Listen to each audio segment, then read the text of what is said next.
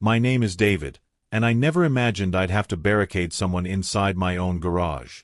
But when you're dealing with an HOA president who thinks she's running a small dictatorship, sometimes you have to get creative. It was 6:12 a.m. when I heard the rumble of engines in my driveway. Through my bedroom window, I watched in disbelief as two beige Ford F-150 trucks pulled straight into my open garage. Both had magnetic decals reading HOA Enforcement Unit, which seemed about as official as a child's lemonade stand permit. In the first truck, a tiny chihuahua wearing a reflective vest barked like it was leading a canine revolution. In the second truck sat our HOA president, Patricia Holbrook, applying lipstick in her rearview mirror while mouthing along to what sounded like a self-help audiobook.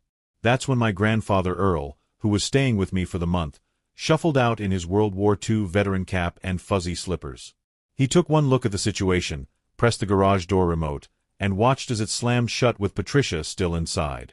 Then he calmly locked it from the outside and pulled out his phone. "Yes, officers," he said in a voice smooth as aged whiskey while sipping his morning chamomile tea. "I believe there's been a hostage situation at 4729 Maple Ridge Drive. But don't worry, it's entirely voluntary on their part." Let me back up a bit. I'd moved to Pine Valley Estate 6 months ago, drawn by the promise of a quiet neighborhood and what the realtor assured me was an optional HOA. As a software developer who worked from home, all I wanted was peace to focus on my coding projects and my hobby of building custom mechanical keyboards. The house came with a beautiful backyard where I planned to install a small greenhouse for growing heirloom tomatoes. The HOA was indeed optional when I moved in, but Patricia Holbrook treated it like it was federal law. Patricia had the energy of someone who discovered true crime podcasts and decided she was meant to solve cases that didn't exist. With a Bluetooth headset permanently attached to her ear and a clipboard labeled Compliance Crusader in glittery letters, she'd somehow convinced about half the neighborhood to join her association. I politely declined her invitation to join, which apparently made me what she called in her weekly newsletter a rogue element threatening the fabric of our community standards. Mind you, my house was well maintained, my lawn was neat, and I'd even planted native flowers to support local pollinators. My only crime was refusing to pay $200 a month for Patricia to measure grass height with a ruler. The harassment started small. Anonymous notices appeared taped to my door about non-regulation mailbox positioning, even though my mailbox was identical to everyone else's.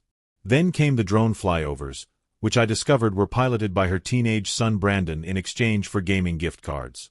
The drone would hover outside my home office window during important video calls, making my colleagues think I lived next to an airport. Next came the passive-aggressive group texts. Patricia had somehow gotten my number and added me to the Pine Valley HOA update chain, where she'd post zoomed-in photos of my property with red circles drawn around perceived violations. One message showed my garden hose coiled counterclockwise instead of clockwise. Another highlighted a fallen leaf on my driveway at 7:03 a.m. with the caption, "Some neighbors respect our community appearance standards." The situation reached new levels of absurdity when Patricia accused my visiting friends of excessive vehicle diversity because they drove different colored cars. She actually stood in my driveway with a color wheel, explaining that the neighborhood aesthetic guidelines strongly suggested earth tones for guest vehicles. I tried to ignore it all, responding to her escalating tactics with polite but firm boundaries.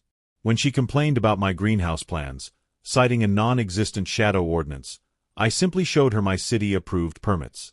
When she measured the distance between my trash cans and the curb with a yardstick, I smiled and waved from my window. Things took a darker turn when I noticed my garage door mysteriously stopped locking properly. I'd been meaning to fix it but hadn't gotten around to it yet. That oversight would prove to be a mistake. Which brings us back to that morning. There was Patricia, sitting in my garage like she owned the place, her trucks taking up the entire space. She'd even set up a folding table with laminated HOA bylaws, a portable printer, and what looked like a mobile command center. She was sipping kombucha from a mason jar with HOA President bedazzled on it.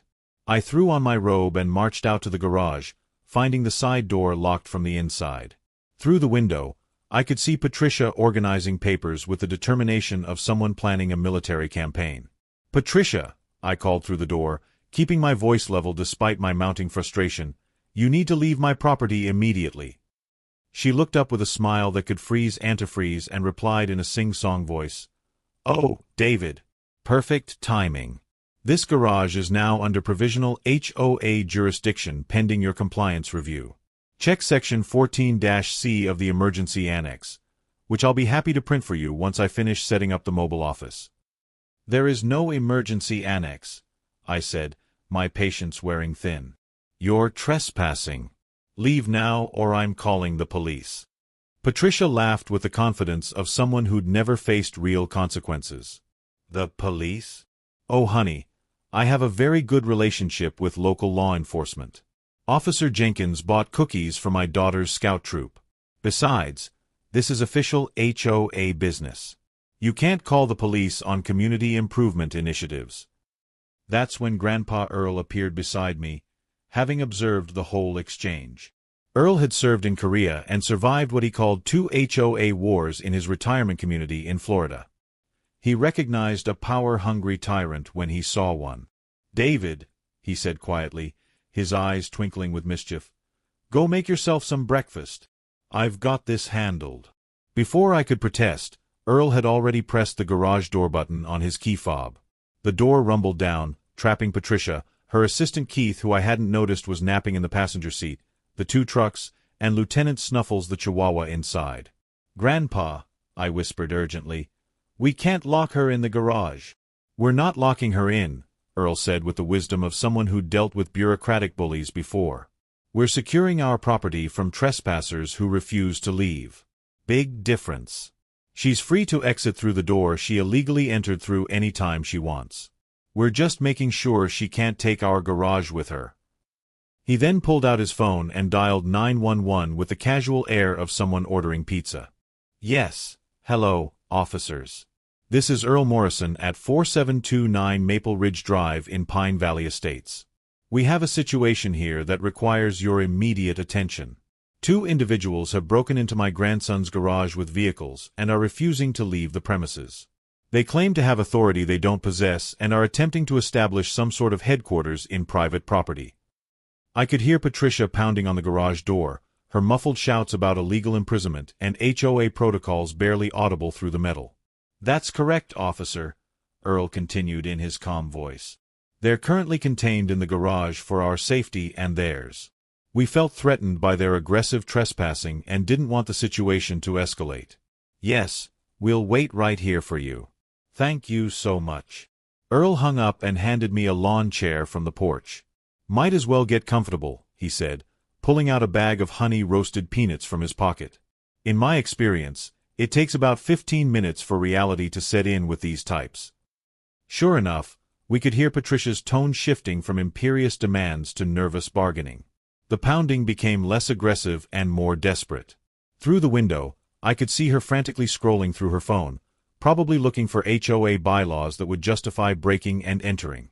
The police arrived in 12 minutes, 2 cruisers pulling up with lights flashing but no sirens. The neighbors, drawn by the commotion, began gathering on their lawns with coffee mugs and barely concealed excitement. This was the most action Pine Valley had seen since the Hendersons' inflatable Santa caught fire last Christmas. Officer Chen and Officer Ramirez approached, looking professionally confused by the situation. Earl and I explained what had happened, showing them the texts, the photos of Patricia's harassment campaign, and security footage from my doorbell camera that clearly showed the trucks entering uninvited at 6 a.m. "So let me understand this," Officer Chen said slowly, trying to process the absurdity. "This woman broke into your garage with 2 trucks to set up an illegal HOA enforcement center because you wouldn't join her optional neighborhood club?" "That's exactly right," I confirmed. "And now she's claiming she has jurisdiction over my property despite having 0 legal authority." Officer Ramirez shook his head in disbelief and walked over to the garage. "Ma'am," he called through the door in his official voice, "this is the Pine Valley Police Department. We need you to exit the garage immediately." There was a moment of silence before Patricia's voice rang out with forced authority. "Officers, thank goodness you're here. These men have illegally detained me during an official HOA inspection. I demand you arrest them immediately for interfering with community governance." I watched Officer Chen's eyebrows climb toward his hairline. "Ma'am, please exit the garage so we can discuss this properly." After some fumbling and the sound of Keith apparently waking up from his nap in confusion, The side door opened. Patricia emerged like a general who'd lost a war but hadn't received the memo. Her usually perfect hair was frizzed from the garage's humidity, her mascara had run from what I suspected were tears of frustration, and somehow she'd managed to knock over a bag of garden lime that left her navy blazer looking like she'd been antiqued. "Officers," she began, still trying to maintain her authority while brushing lime powder off her shoulders, "I can explain everything. I have documentation showing that this property falls under HOA emergency provisions during times of community aesthetic crisis." "What crisis?" Officer Ramirez asked, genuinely curious. Patricia gestured wildly at my house. "He's planning to build an unauthorized greenhouse. His mail carrier uses the wrong approach angle. His Wednesday trash can placement is 7 inches off regulation." "Ma'am," Officer Chen interrupted gently, "does Mr. David pay HOA dues?" "Well, no, but is membership in your HOA mandatory?" "Not technically, but community standards." "Did you have permission to enter his garage?" Patricia's face cycled through several expressions before settling on indignant disbelief. "Permission? I'm the HOA president. I have implied consent for all property inspections within the Pine Valley aesthetic jurisdiction." Officer Ramirez pulled out his notepad. "Ma'am, what you're describing is breaking and entering, criminal trespass, and potentially false imprisonment of yourself. You've admitted to entering private property without permission and establishing what you call a command center in someone else's garage." The crowd of neighbors had grown larger, and I noticed several HOA board members in the mix. They were all furiously typing on their phones, and I had a feeling Patricia's reign was about to face a vote of no confidence. "This is ridiculous!" Patricia shrieked, her composure finally cracking completely. "I've dedicated 3 years of my life to maintaining property values in this neighborhood. I've measured grass height in the rain. I've color-coded violation notices.